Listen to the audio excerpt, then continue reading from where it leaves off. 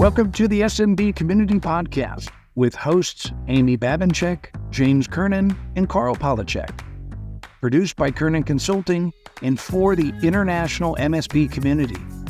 We are dedicated to making every IT professional a successful IT professional.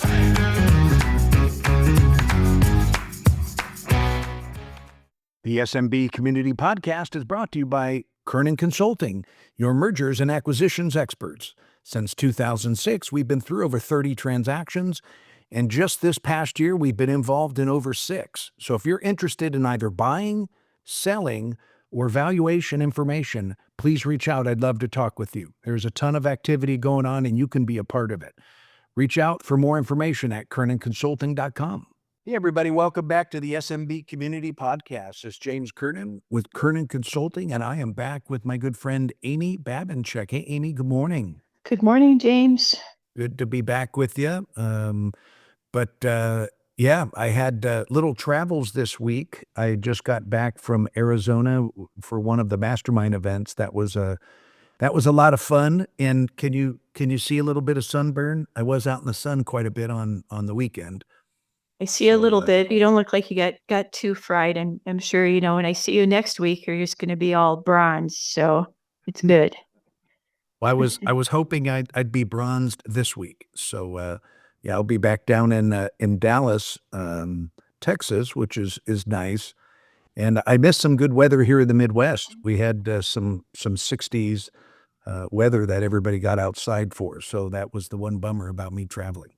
Yeah, you did. You did. This is the cloudy time of year, as you're well aware. It's like not cold enough quite yet to be winter, so we get this cloud situation. But never fear, winter is coming back by the end of the week. So that should mean the return of the sunshine. I am jealous of your sun that you got. I could use a little sun. Well, I need a little sun. We had the mastermind event this past week. Amazing event. We had, it was almost 40 or almost 50 people that were there. So our events are a little smaller and more intimate. We had some real characters there, great content, great presentations, but it was just 2 days of fun. Went to Fogo de Chao. There's so many fun things to do in Scottsdale, but eating and drinking, I think, is a channel requirement at any event. So we had some nice meals together, had some fun. There's a Top Golf that's right there. And then there's a place called Pop Mini Golf that some people went over to, and it's just kind of an adult version of putt-putt golf. That was nice. There were go-karting and then all sorts of shopping for some of those that love shopping, and then great hiking. So it was a fun week. And then I'm back on a plane here tomorrow, heading down to a channel program event, M&A event I'm speaking at. So Nice. Looking forward to that. I love the hiking in that area. They have those weirdly placed rocks in the middle of a city, but it makes for some fun hiking. And the Fogo de Chao, that's always an experience, right? So that's a great place to take a group of people. Yeah, we got some great, some fun photos of that we posted online. So check out those photos of all the fun you missed for the listeners there. But we had just a fun time. Looking forward to the next one for Q1. So, but yeah, there's a lot in the news. And then we had a great question of the week. I wanted to talk about that kind of as we were talking about events. The question that actually came in was, how often should you attend channel events? Okay, so it's more about the frequency. We've talked a little bit about this in the past, but the question was, how often should you attend channel events? So what do you think on that, Amy? Well, I think you should probably attend them not very frequently, but maybe twice a year. Okay. Just an opportunity to get out and see what's happening in the industry, maybe meet some new vendors, do a little bit of a learning exercise. And I think that should be separate, though, from you as a business owner taking a few days every quarter just to get out of your head, right? And get out of your routine. But as far as channel events, I think, a couple of years is enough. I would have said 2 to 4, you know, above and beyond your normal travel schedule. So 2 to 4 and exactly back with what you said, I couldn't agree with you more. It's all about you need to go to events that you're gonna learn something, okay? You're gonna network. You wanna be around like-minded individuals that have the same desires that you really to theoretically grow your business, for example. But I like, I love to learn and then meet new people and learn from the new people. So couldn't agree with you more. And then again, we've talked about this, but I'm partial to the smaller events. They always seem to be more intimate, where you could have more meaningful conversations instead of 500 hellos. You can have, 50, great conversations where you really get to meet people. So that's Right. fun. 100% agree. I know we've talked about that in the past. It's kind of strange. You go to an event with 50 or 100 people in it, and you'll have good conversations with 10 people. But if you go to an event that has 1,500 people in it, you're probably going to have a good conversation with 5 people. It's like the quality goes down because you're just one of the herd all of a sudden. Um, yeah. And then at events like that, I like on purpose, I like sitting at different tables, uh, you know, for the morning versus the afternoon, for example, and then also moving around during the breaks, or meals. Make sure you're sitting in a different place or at a different table so you get a chance to talk to different people. Mhm. That's always my strategy. So It's mine awesome. too. It's hard thing to do for us introverts, but I don't know. I just sort of get in work mode and do it, right? Yeah. Yeah. Yeah. No, I agree. I agree. Well, hey, there's a lot in the news I wanted to jump into. TikTok's back in the news again. It looked like the that court ruling was upheld, and they're being either forced to sell or shut down, or but because they've been banned in the United States, and it looks like they need to do something by January 19th.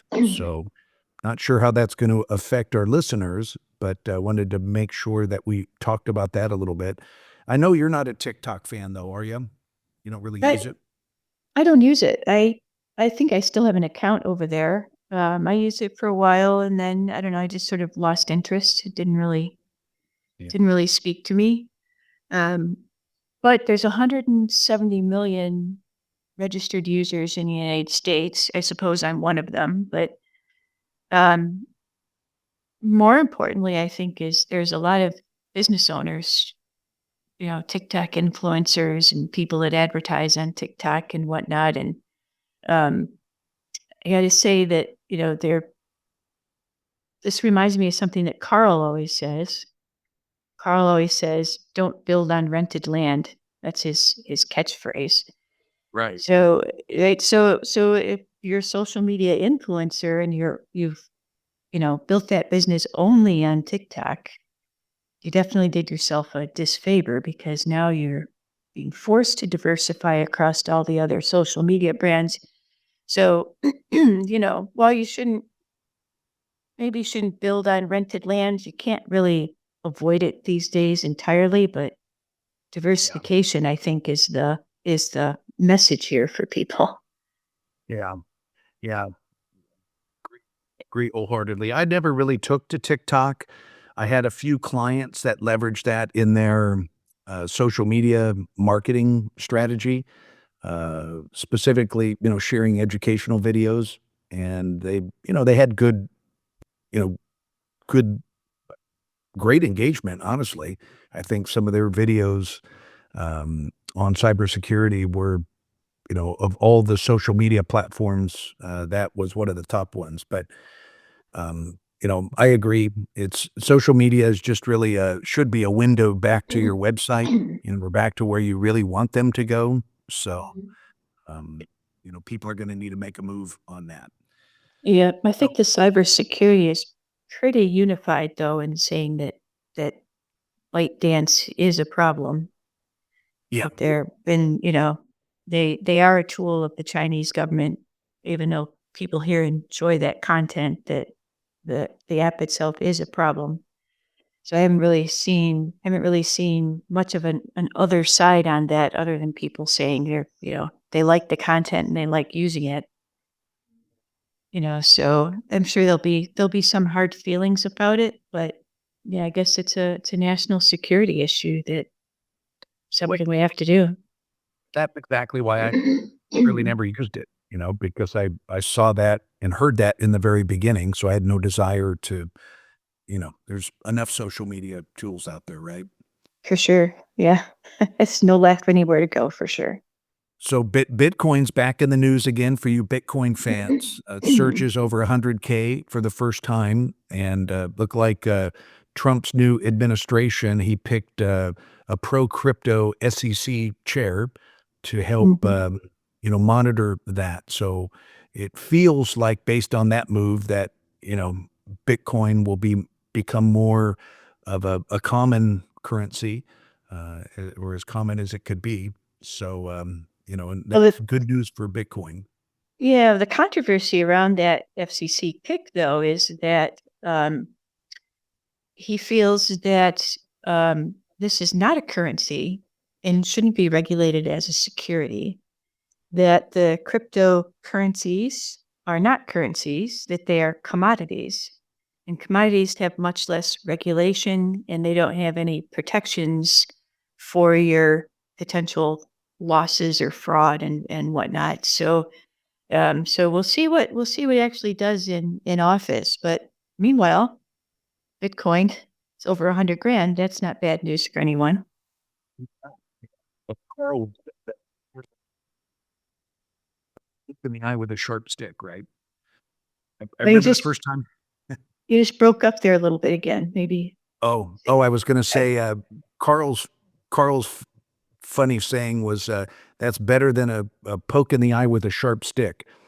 So, yeah, your Bitcoin over 100K. Yeah, Bitcoin's actually quite popular inside my community. In our Slack channel, we have a Bitcoin channel where people talk about Bitcoin and then also other investments. So that chatter is alive and well in the Bitcoin channel. So it'll be interesting to see how this continues to pan out. And Mhm. then we've it looks like there was the Broadcom AT&T VMware battle is back in the news again as well, but it looked like they came up with their settlement in principle.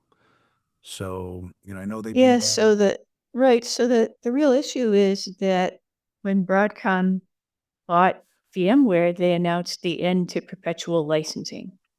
Mhm. Everything's going subscription, and that should sound familiar to everyone. Yeah. And so everything has gone to subscription.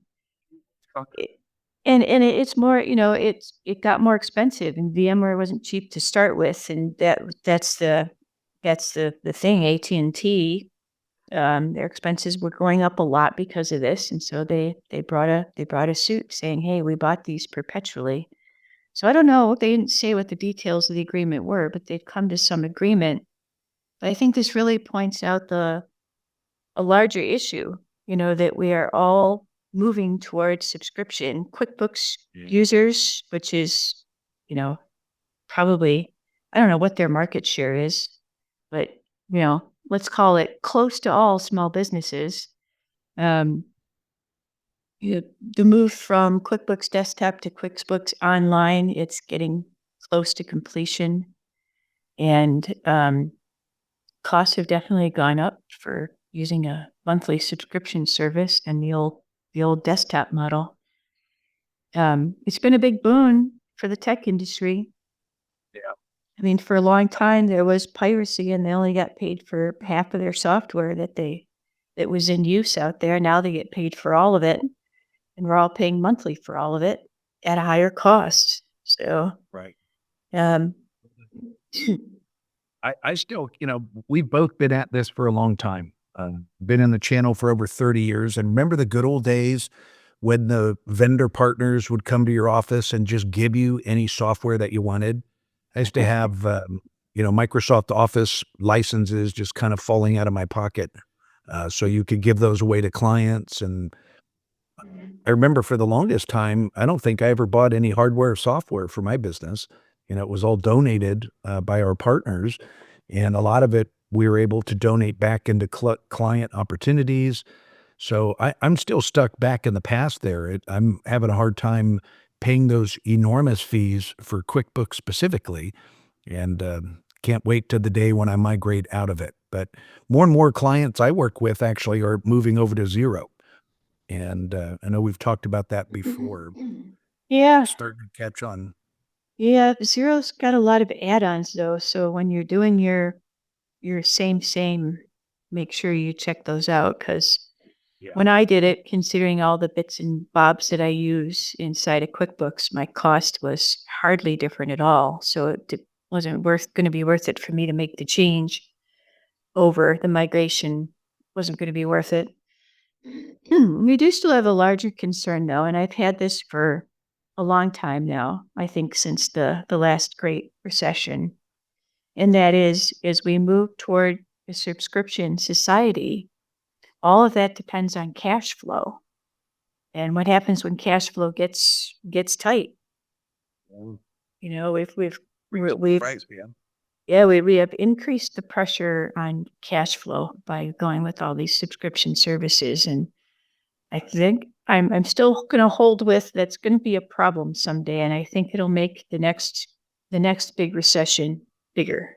Well, and then, kinda on the move, kinda keeping a pulse on the movers and shakers in the channel of people coming or going. I think CISA was in the news as well. What did you hear about that? Oh yeah. Jen Easterly she's the director over there and she has done such an amazing job of elevating that industry, or that agency rather, and bringing it kind of out of the shadows and into the forefront of what they do to protect the critical infrastructure and cybersecurity in general. She has just this knack of being able to speak to everybody all the way down to children about cybersecurity. They did the whole Schoolhouse Rock sort of musical thing that she led, and she's been on all the news talk shows that people watch. She testifies in front of Congress. I mean, she's in the news constantly. And I think she's done an amazing job at elevating the awareness of cybersecurity in the country. So sad to see her go. January, she's put in her resignation January 20th, which is traditional for a person in her role to do. So some lucky private industry will get her back. She came from private industry and now she's going back there. But I'm the next person coming into that role is definitely going to have some big shoes to fill. And I am here with a special guest today, a cybersecurity guru, compliance guru, and vCISO, Jason Rorie. Hey, Jason, welcome. Hey, thanks, James. Thanks for having me. You bet. You bet. Good to see you again. We go back in the channel several years, and we'll talk about your history in just a minute. I want to bring that up, but basically, we're going to talk about your new company called Triad, Triad InfoSec, and it's they offer some unique services in the channel, and I want to make sure that we highlight those because the good news for all of you listeners is you no longer are alone. And I know you've said that or heard that before. So we're going to talk about how you could partner with Triad in a minute. But for those of you who don't know Jason, he's a well-respected cybersecurity guru and channel expert. He's been at it for a long time. But Jason, why don't I hand the floor over to you? Why don't you tell everybody a little bit about your background of what brought you up to this point? Yeah, absolutely. Yeah, I've been in IT and cybersecurity for, I guess, going on now the better part of 30 years. Not to show my age, but it has been that long.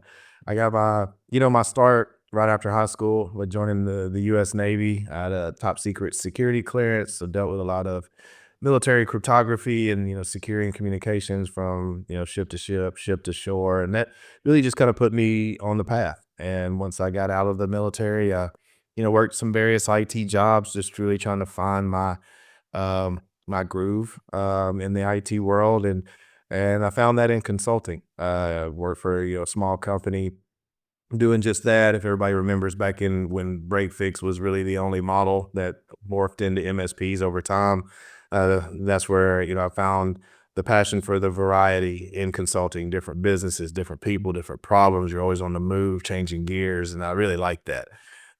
So you then fast forward to about 2006. I started my own computer services company that turned into Elevated Technologies, which turned into an MSP. And I built that company over the course of 16 years. So from 2006 to 2023. In 2023, I was approached, sold Elevated Technologies.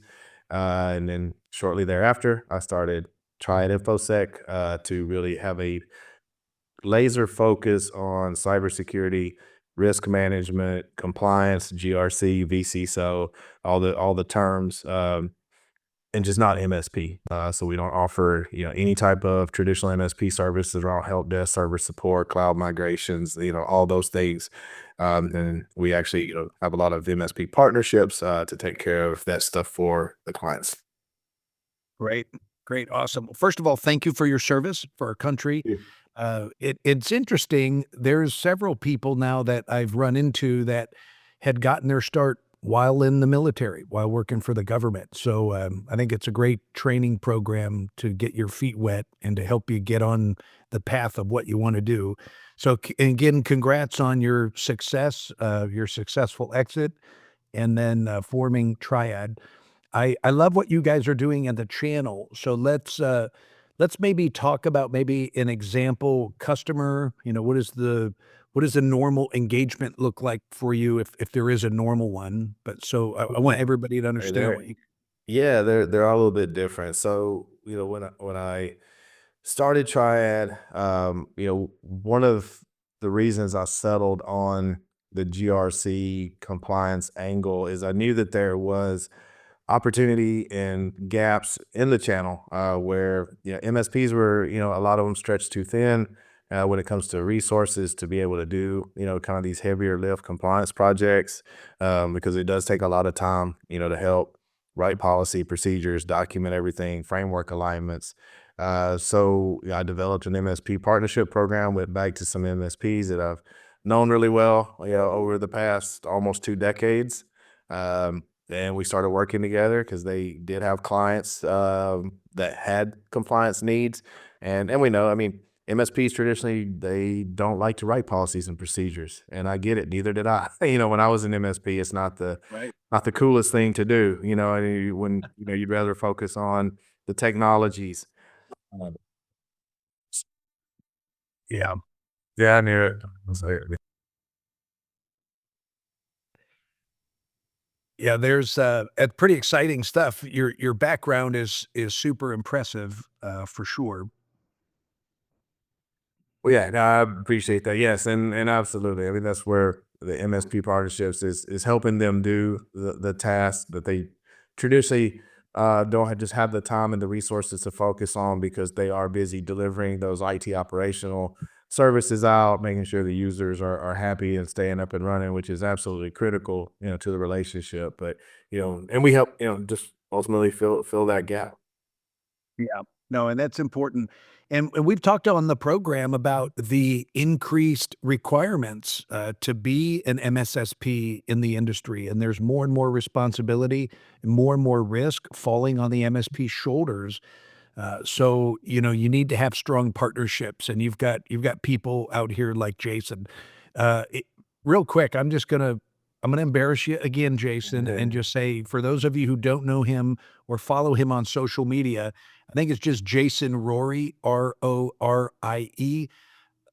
Connect with him on LinkedIn. They've got great content they drop out there. But if you just want to get a chuckle of how impressive this guy's resume is, he's got more certification acronyms than I'm going to run out of fingers and toes. I can't go that high. but CISSP, CCSP, CMMC, uh, the list goes on and on and on and on. So quite impressive is your background. Thank you. So help everybody understand. I know it's not a one and done, or it's typically not a one and done with you guys. Uh, Again, from an engagement standpoint, so when you partner with an MSP, you start working with them. It could be a one and done, but I would imagine it would be an ongoing relationship as needed, right? Yeah, it is. I mean, that's the goal is to come in and partner with the MSP, be part of the family, Yeah. right? So we gonna help them, help the client build a compliance program, and really, ultimately, really building more than that. I kind of the saying out there is, beyond the checkbox. So you can be compliant by checking boxes and doing the bare minimum that would satisfy a lot of compliance requirements. But, we want to help our partners and help the client and position it in a way to where we're using compliance as kind of a jumping point to ultimately advance their security posture. And through that process, yes, we're making them more secure. We're making them compliant at the same time, but the job's not over once the project is over. There is some upfront. It's very similar to an MSP onboarding a new client. There's a lot of upfront work to get all the tools rolled out and get them up to that MSP standard. It's very similar to that. And then after, say we have them compliant and the program is built, just like building a house. Once the house is built, you can't just stop maintaining the house. There's still things that need to be done to make sure that, in this case, the compliance program continues to operate. I mean, there's continuous monitoring, there's policy review sessions, there's risk management strategies that have to be executed. There's vulnerability scanning, penetration testing, and all these things have to continuously happen and be documented because the compliance, depending on the type of compliance engagement, if it's something that is audited, like CMMC or like SOC 2, ISO 27001, the auditors on the renewal cycles are going to want to see that you kept up with the program. Yeah. Ultimately, you should anyway, because that's just more guaranteeing that the client, stay secure. We don't want them to fall back to where they started, because at that point, we're not doing a true service to that organization. Yep. Yep. Good point. So, and another thing I like about your organization, you guys are flexible. You could come in as an independent third party in partnering with the MSP, or Yes. you could come in as you've got a white label program too. Do you want to talk about that? Yeah, absolutely. Yeah. So, the way we work is we do roll up our sleeves and get in the trenches, with the client. We have meetings with the MSP and the client. So we're helping have those conversations, at the executive level, the C level, the board level, making sure that we have the executive buy-in. So we're doing all these things arms locked with the MSP. So we want that to go over as well as possible. So we do it at whatever comfort level the MSP has. If that is a white label scenario to where Triad becomes part of that MSP's organization, so it's just kind of a single front, we're more than happy to do that. If it's you just want to kind of draw a little bit of a line in the sand and introduce the client to Triad, and we still work as a team, as a partnership, then we're able to do that as well. So in either scenario, we're almost a 50-50 split, with the many partners that we have. So Mhm. again, we just kind of leave it up and have that conversation, and just want to make sure that the MSP is comfortable with everything that's going on. Yeah. Yeah. So, yeah, it's crazy out there. Again, I think the requirements on the MSP are just continuing to grow, and the risk is as well. But yet, at the same time, I think it's a huge opportunity for those of you. And instead of walking away from that compliance opportunity or the customer opportunity, you should partner up and look to someone like Jason. Jason's got a great reputation. I've known him for years, very trustworthy. And you guys are based down in the Houston market, right? So you're kind of centrally located? Yeah, we're in the Houston area and operate nationwide. Yep. Awesome. Well, cool. So how do people get in touch with you if they've got an opportunity or they just want to shoot the breeze with you? What's the best way to reach out and connect? And there's so many different ways. LinkedIn's a great one, as James had mentioned. Just Jason Rorie, Jason Rorie on LinkedIn. You can email me at jrorie@triadinfosec.io. Those are probably the two best ways to reach out. I'd love to have the conversation, just kind of explain what we do and the value and the education that we provide, because we definitely want to help partners be able to identify these opportunities, learn how to scope them, price them, have those conversations. So there's a little bit of an education aspect to what we do, and we do it with the ultimate hope of helping our partners in the long run. Love it. I love it. Well, there you go, everybody. Jason, Rorie with Triad. Reach out, connect with these guys. It's a great resource to have at your fingertips when you go to market. So make sure you reach out and or at least follow them on social media. So, hey, Jason, good to connect with you today. Thanks for being on the program. So as we kind of come into the holidays, getting ready for next year, 2025, what's on the docket for you? What does 2025 look like for you? Well, I got 2 new things coming out. People can join us for a class on adding AI into your MSP package. And we're going to go through all of the issues that are there, from policies to training on how to use it to protect your clients' use of AI, to monitor it, all those things. So we're going through the whole deal. At the end of that class, you should be ready to add that into your MSP package and talk to your clients about it. Kind of a hot topic. All your clients are thinking about that right now. So someplace that you need to be in the front of that wave. Yeah. And then the other thing we've got coming out for the new year is an ongoing Defender and Intune continuing education opportunity. So it's a monthly newsletter and a monthly training webinar.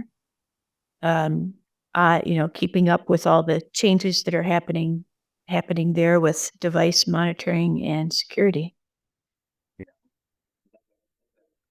Yeah, there's huge demand right now inside the Microsoft stack, so I'm glad that you're continuing to do that. You've always done such a good job of educating people in the channel with that. Yeah, I'm actually working on trying to put the finishing touches on a 5-part M&A course, talking about buying, selling, valuing your business, the regulation around it, and then what type of activity is really happening in the channel and where can you identify opportunities. So I've got a 5-part training that I'm putting together for Q1 and itspu.com. So more details to follow on that. But honestly, I got to be candid. I'm really excited about the holidays. It's been a banner year, busy year, lots of travel, but looking forward to just kind of enjoying the family and kicking back. So that can't come fast enough. You're ready for some relaxation. I hear you. I'm ready to. Yeah. I feel like I just need to slow down and take a little time, chill out. All right. So, hey, if you've got any questions of the week for Amy and I, you want us to banter back and forth, please reach out and let us know. And you know what else I'd love to know? I want to hear your favorite holiday movie. What does your family watch every year? What's one of your favorite holiday movies? I've got some classics we'll share next time. So we'd love to hear that. Reach out to us at james@kernanconsulting.com. We'd love to hear from you. So any questions of the week, questions, comments, anything that you have, please reach out. All right, Amy, I think that's going to be a wrap. Until next time, we'll see everybody back next week. Thank you.